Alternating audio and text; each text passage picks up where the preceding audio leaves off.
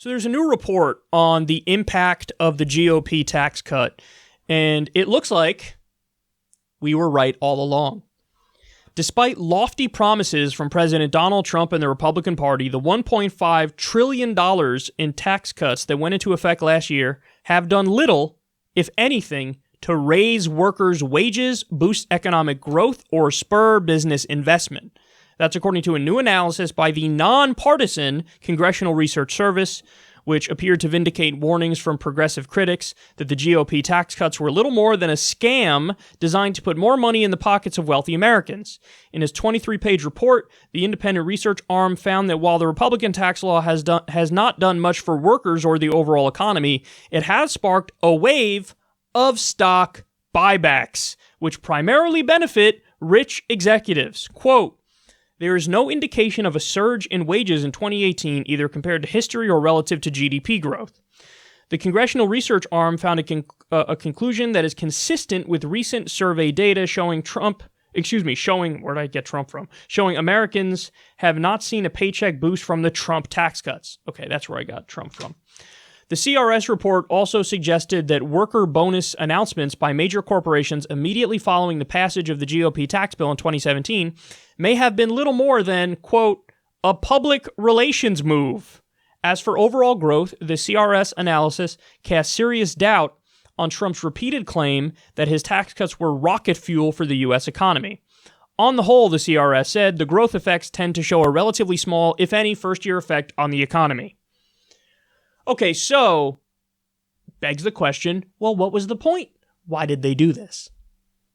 Well, how's this for an interesting fact? From 2017 to 2018, the estimated average corporate tax rate fell from 23.4%, it's already abysmally low, but 23.4% to 12.1%.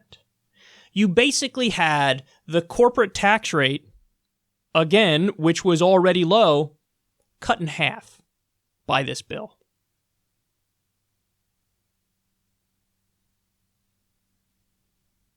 Not to mention the myriad other taxes for the rich that were slashed, in some cases eliminated. They took a hatchet to the estate tax, for example, which is probably the single best tax in the country, because in a society, you have to tax some things in order to fund the government and have the commons in place. And who better to tax than rich, dead people? It's a tax that even Republicans should support. Why? Because they claim they're against, like, unnecessary welfare, and there's no worse form of welfare than handing over millions and millions, if not billions of dollars to spoiled rich kids who've done nothing in their lives at all. Somehow, welfare breeds dependence unless it's for spoiled rich kids, in which case it's earned and they deserve it, and the Republicans will defend it to the hilt.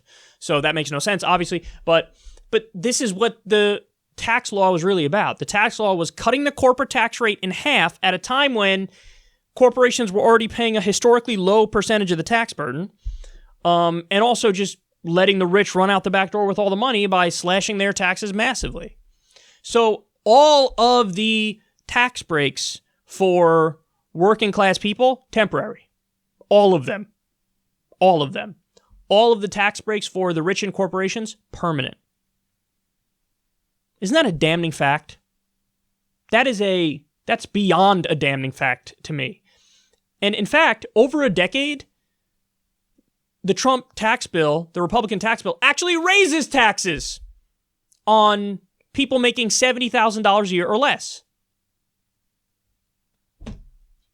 Guys, it was a giant scam is what it was. And now even the handful of arguments that they made, which had a kernel of truth in them, that has been destroyed by a nonpartisan Congressional Research Service report.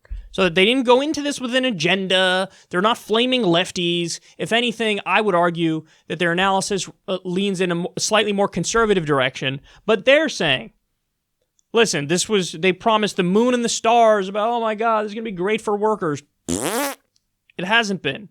The other thing is, they argued, and they always argue, well, what do you mean? Now you're spurring investment in the U.S. because you make it a more competitive business environment, and since you're cutting the corporate tax rate, you're going to have these companies do repatriation, which means all the money that they're stashing overseas to dodge U.S. taxes, they're going to bring that money back, and they're going to it's going to be amazing. They're going to create jobs. It's going to be wonderful.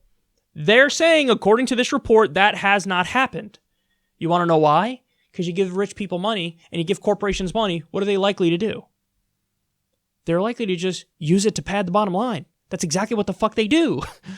And also, what you do is, if you give money to the people who need fucking money, that stimulates the economy. Because if you give money to not younger people, excuse me. If you give money to middle-class people, working-class people, they immediately use that money to, pay their bills, to go lease a new car because they can't afford one right now. They're driving an old car. Go eventually, put down money to get a mortgage on a house. When you give money to people who need the money, they're going to spend that money, and so it's going to stimulate the economy. When you give money to corporations and you give money to the rich, that money's just going to go fucking be stashed away because they're already good, they're already rich, they already have money, they're already doing well. So they're not going to it's not necessary for them to spend it right now.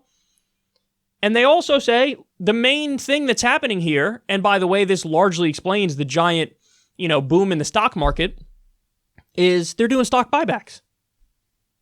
That's it. They're doing stock buybacks. So that is a way for them to shore up their own companies.